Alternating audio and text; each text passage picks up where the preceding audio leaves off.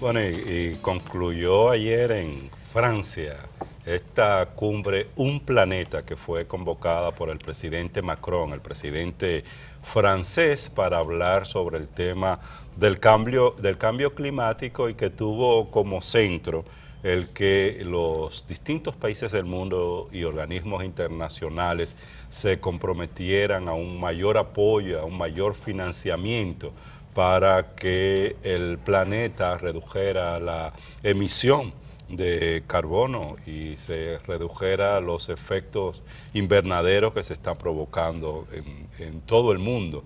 Una importantísima cumbre que está cubriendo Amelia Deschamps, ¿no? Bueno, importantísimo, otra vez Estados Unidos autoexcluido con esas políticas, Sí. óyeme, completamente equivocada de un señor que tenía mucha audiencia en un reality show, pero la realidad de la política no es un show.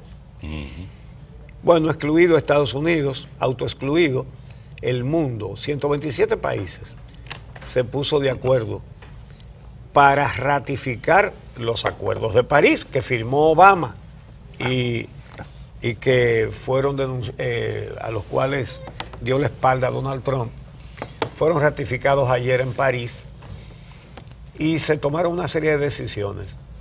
Disposición de financiamiento para proyectos de energía limpia. Y a partir de 2019, ni un euro, ni un dólar, ni un peso para energía con combustibles fósiles. Así es. Ni un peso para carbón. Nada de eso será financiado. Y aquí nuestro gobierno apuesta al pasado, porque eso es el presente, pero está casi en la línea del pasado, porque de aquí a 2 años el carbón pasa a ser una etapa superada. De hecho, es anterior al petróleo. La revolución industrial que inició en Inglaterra fue en base a la tecnología de quemar carbón mineral. Ajá. Que no es carbón de madera. De madera, sí. De madera, es carbón mineral. Entonces, y resulta que el petróleo sustituyó al carbón. Entonces, eso ha hecho que el carbón, como está en obsolescencia, sea más barato, y por eso aquí buscaron el carbón. Y hay plantas de carbón en muchísimos sitios también. Ahora, eso se está acabando. Claro, y eso se expresa y se ve, Uchi, también en la producción de vehículos de motor. Ya hay empresas que están apostando desde hace tiempo, incluso algunas de ellas que tienen metas, y estamos hablando de grandes empresas productoras de vehículos, que a partir de la década del año 2020, pues no seguir produciendo vehículos que consumen combustible procedente de hidrocarburos, procedente de petróleo, y cada vez más la apuesta en ese sector está haciendo en la producción de vehículos eléctricos o vehículos de hidrógenos, y ahí se está concentrando se están concentrando esas grandes inversiones. Así que esta cumbre del día de ayer tiene mucha relevancia por todo esto, porque cuando se habla de estos temas hay que ir más allá de los enunciados y de la buena voluntad, y estamos hablando de cómo hacer concreto ese acuerdo de París que 195 países del mundo se comprometieron, y como tú señalabas, lamentablemente los Estados Unidos, el presidente Donald Trump decidieron salir. Más allá de esos grandes enunciados y esos grandes comentarios, la política dirigida a preservar el medio ambiente es decir, centrada en una economía verde, tiene que estar basada esencialmente en el tema de financiamiento, en el tema de los compromisos de recursos para hacer posible y hacer viable todas esas iniciativas que permitan que se reduzca el calentamiento global a nivel del mundo. Bueno, y ustedes saben que esa cumbre está siendo cubierta para el día por Amelia Deschamps. Y Amelia está lista en París para ofrecerle las informaciones pormenorizadas de esos acuerdos de ayer. Adelante, Amelia. Así es, tal y como afirmas, la presencia de los líderes de estos diferentes sectores en esta cumbre reimpulsa la lucha contra el cambio climático y los acuerdos de París. Esta cumbre, que fue denominada One Planet o un solo planeta, se basó en 3 ejes fundamentales. El primero de ellos, la identificación y además apoyo inmediato a proyectos de financiamiento que luchan contra el cambio climático. En segundo lugar, el impulso de ciudades más resilientes con un enfoque en las pequeñas islas. Y el tercero, el impulsar el desarrollo de la energía sin el uso del carbono. Estos 2 últimos ejes de manera directa impactan a la República Dominicana. Los anuncios no se hicieron esperar. El Banco Mundial informó que a partir del 2019 no va a financiar ningún proyecto relacionado con el petróleo ni el gas. La medida fue recibida con una ovación.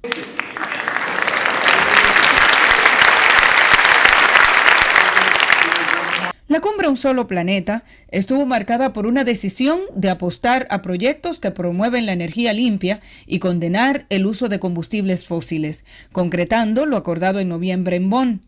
Los aportes a los distintos ejes fueron anunciados en momentos separados. Además, hemos eliminado los subsidios de combustibles fósiles que en 2013 representaban $8.000 billones. Finalmente, quiero compartirles que el próximo año, en 2018, iniciaremos la fase piloto del mercado de carbono, que será el primero en su tipo en toda América Latina. México se suma al llamado del presidente Macron y apoyará con recursos adicionales al panel intergubernamental de expertos sobre cambio climático. En 2017 hemos tenido una temporada de ciclones muy larga que se ha extendido hasta el 30 de noviembre. Formamos parte de los países insulares más amenazados. Hablando de los países del Caribe, no hay que pensar en un país suelto. Tenemos que pensar en los países en conjunto. Y es que se prestó atención especial a los países en desarrollo y a los que están en zonas vulnerables, pidiendo a los países ricos que desembolsen el dinero prometido, mientras los afectados por desastres solicitan financiamiento más rápido y menos burocrático. La Comisaría Europea de Acción por el Clima aportará 100.000 millones de euros a los países en desarrollo. Japón estudia la relación del cambio climático con los desastres y apoya los sistemas de alerta temprana, mientras la presidencia de la COP23 pide aprovechar el impulso del empresariado para dar un mejor acceso al financiamiento público, menos burocrático y crear incentivos que le hagan seguir viendo este tema como una oportunidad. Y aunque el presidente Trump decidió sacar a Estados Unidos de los acuerdos de París, esta nación estuvo representada por reconocidas figuras que hoy en día encabezan la lucha contra el cambio climático en su nación, como Bill Gates, presidente de Microsoft, Arnold Schwarzenegger, exgobernador de California, Michael Bloomberg, el exalcalde de Nueva York, y John Kerry, exsecretario de Estado de los Estados Unidos. La realidad es que 38 estados de Estados Unidos están comprometidos por ley o de manera voluntaria con energía renovable. Eso representa el 80% de los estadounidenses. Esa mayoría de los estadounidenses están comprometidos con los acuerdos de París. Segundo, hay 1.300 grandes empresas de Estados Unidos que representan 25.000 trillones de dólares en capital, que están comprometidos con los acuerdos de París. Gracias por haber decidido colectivamente rechazar el fatalismo y decir que si hoy iniciamos la batalla, la ganaremos con determinación. Una cumbre que también impulsa la imagen de Francia y del presidente Macron en el liderazgo de esta lucha. Para muchos, la lucha contra el cambio climático tiene que ver con un cambio de hábitos, no solamente de los ciudadanos en sentido general, sino también del sector empresarial, que tiene que comenzar a ver al sector productivo de una manera diferente. Es todo desde París. Regreso contigo. Muchas gracias, Amelia Deschamps, por este resumen de lo que aconteció el día de ayer en esta cumbre internacional sobre el cambio climático desarrollada en Francia. Una síntesis apretada de todos los temas que se debatieron ahí y de las principales conclusiones muy específicas, concretas e importantes que en materia de financiamiento para una economía limpia, para proyectos de desarrollo verde, pues se estuvieron discutiendo allá en esta cumbre Un Solo Planeta. Muy importante, un dato que ofrece Amelia, y es la participación de representantes de los Estados Unidos, a pesar de que Donald Trump sacó a ese país del Acuerdo de París. Pero en la mayoría de los estados, los gobiernos de esos estados están de acuerdo y están siguiendo la línea de acción del Acuerdo de París. Por cierto, que no es lo único en lo que le está yendo mal a Donald Trump. Tú sabes que él tiene una mayoría precaria, el Partido Republicano, en el Senado, apenas por 2. Y resulta que ayer había elecciones en el estado de Alabama. El estado de Alabama es uno de los estados esclavistas, antiguamente esclavistas, pero uno de los estados donde hay más racismo, donde están los grupos de los supremacistas blancos, xenófobos, racistas, discriminadores. Y en ese estado, desde hace más de 3 décadas, siempre gana el Partido Republicano, que se identifica más con las corrientes más conservadoras. Pero el actual senador ha sido acusado de abuso contra varias mujeres. Y a Trump no, eso no le importa. Ni tampoco se preocupa en guardar apariencias, ni siquiera. Y pidió que votaran por él, porque necesita esa mayoría precaria que tiene, no perderla. Y se dio la gran sorpresa. Nadie pensaba, ninguna encuesta incluso, que iba a perder el Partido Republicano. Ganó el Demócrata. Y entonces ya la diferencia es un senador, pero tú sabes que en el Partido Demócrata, en el Partido Republicano no hay muchas fisuras, porque una buena parte de los dirigentes tradicionales de ese partido no quiere a Trump. Entonces las cosas se complican. Al mismo tiempo, 11 mujeres reclamaron que se le haga una investigación a Trump. Al propio Trump. Por los abusos. Por abusos sexuales, por abuso contra mujeres. Ahí iniciaron 3 mujeres con mucha credibilidad en los Estados Unidos.